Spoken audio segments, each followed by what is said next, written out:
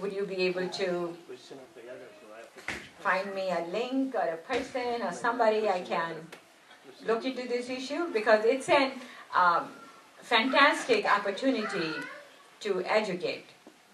And the only other hitch to it is, or restriction is, that you cannot teach deen in these schools, but you can teach morals, values, akhlaq and adab, you can do all of that. You can you can teach Arabic language, but not teach Quran itself.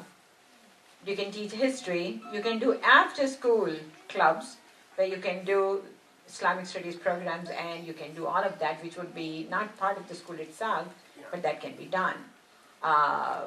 Back in 97, 98, I did try to open a charter school in the southern suburbs, but unfortunately our wonderful, wonderful brothers made a statement, brother actually made a statement to the newspapers that I was trying to open a school with an Islamic school with public funds, and all of the district superintendents had that article. So if you have any links or any people I can talk to, I would really like to look into this again and investigate it again, and I think I may have a larger group of people who might be interested in working with me to open a charter school. So inshallah. Inshallah, I will give you, I know we had a bill passed last session.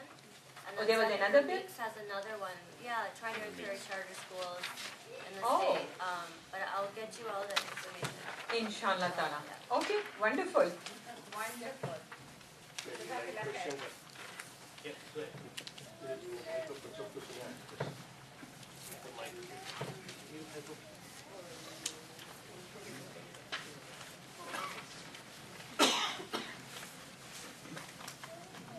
Assalamu alaikum. Question is, are the Muslim organizations allowed to hire paid lobbyists? Or any religious organizations? Can hire paid lobbyists to the Springfield? I have no idea. I'm not sure. Does anyone know the answer to that question? You can find out. Why not? I can find out for you, definitely. Allowed by the law, by the Illinois law. I mean, as far as I know, the organizations, non-profits cannot, but the individual board of directors, they can do on. How about the voluntary? Ask Zubair, maybe. Oh yeah, we have a legal expert here. I didn't bring my suit today. The question, you can use mine. What's the question? I thought you wanted suit. What was the question? The question is, can the non-profit Muslim institutions hire a lobbyist, paid lobbyist? Paid or unwarranted, doesn't matter. But lobbyists are allowed to the religious people. I don't. I mean, frankly, that's not my area of law. But I think that I mean, there's obviously restrictions on being a political organization. I think that's the general restriction. But I bet you if you would, I would think if you kind of form coalitions that do advocacy, that might be your best route. I mean, that would be kind of putting a barrier between you direct. I mean, I'm sure you cannot directly campaign for somebody, or Actually, there was a brother here who spoke here at ISNS not too long ago, Mazen Asbahi, who would know that answer off the top of his head because he does a lot of nonprofit law. I know you can't campaign for somebody. That's a strict prohibition. But in terms of advocacy generally, if you make it, I think that would be a close call. You would probably have to ask Brother Asbahi. Yeah, I think the paid part I don't know, but voluntary lobbying is what we are doing as part of Muslim Action Day, right? So if your question is paid, that we might have to find out, but voluntary we are all advocating. That's what. You hire somebody. That's what I'm saying. Paid. The whole people do it. And like the corporation, I know the corporation, they hire the lobbyists. They stay in Washington D.C. and do the lobbying for the corporation. Paper may not. But with the religious organization, whether they are allowed by law to hire a lobbyist, whether paid or not, so he would be designated right there. Anytime issue comes, you call him and. Right. That's a very good question. Going all the people to Springfield. Right. Yeah, that's a very good question. You're suggesting that we should have a recurring. First of all, I want to find out whether it's allowed by Allowed. the law. If it's allowed by the law, then we can proceed further and hire some Inshallah, we'll find that out. lawyer or somebody to be there to do that. Thank you. That's a very good question. My question back to the Muslim Action Day in April.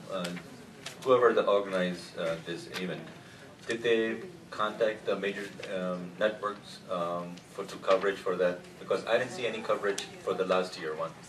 Because the media is very important, because it should have some coverage on the media also. What's happening on behalf of Muslims on Springfield.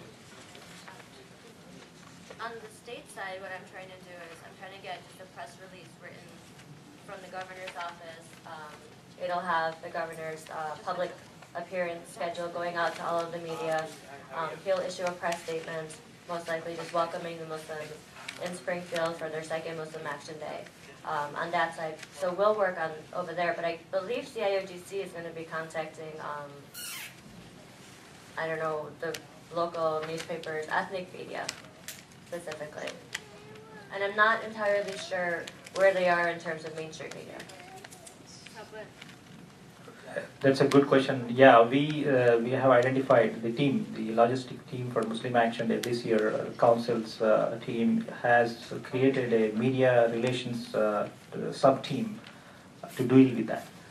That was not there last year. Right. So you will see a difference in terms of how this is marketed compared to last year. So, but see, this is the second. We just started this, so you'll see a lot of improvements down the lane. Any more sisters or brothers?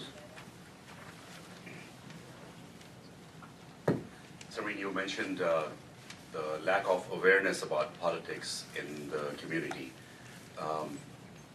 Why do you think, what is behind this? Why do you think there's a lack of awareness? That's a big question. Yeah. And I'd like to hear your perspective because you are in politics. I mean, there's so many ways to answer, and I don't know how to. Well, I guess one of the things is I think when we started, we're a very new community here in the United States. And I think when our parents' generation came, they were very focused on building the foundations for our generation, the next generation here. And that's kind of what they've done, and now it's been our duties to kind of follow in their footsteps and kind of bring awareness in our age group. And I think that's what we're trying to do right now. And inshallah, I hope to see more of us being politically engaged. We have Zubair, who I look forward to working with his legal expertise and kind of connecting on or doing a lot more outreach. I think a lot of times we get into our own fields, and this is not just maybe for specific Muslims, but you get so caught up in what you're doing, your daily life, your career, that you don't really have the information available about how to be involved, and trying to find like an interest to bring people to be more engaged and the importance of it, and that's what we're starting to do now. And I hope, and I'm seeing a lot of enthusiasm in the community. The youth are starting to get involved. I'm going to be starting to reach out to our MSA listservs to kind of see if they're interested in volunteering, and kind of what more they can do at the university level to kind of engage more youth. So I think, alhamdulillah, we're doing well. We're a new community, a new group, and we're the first state in the entire United States, and I keep saying this, to have an actual Muslim